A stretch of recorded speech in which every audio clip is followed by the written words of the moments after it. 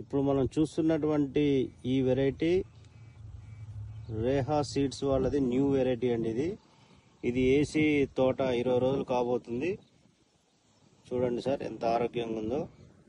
కింద నుంచి బ్రాంచెస్ ఇట్లా ఈ విధంగా ఇప్పుడే అంటే మనకి ఇంకొక 20-25 రోజులు దసరా వరకల్లా దీనికంటూ ఒక రూపం అనేది రావటం జరుగుతుంది.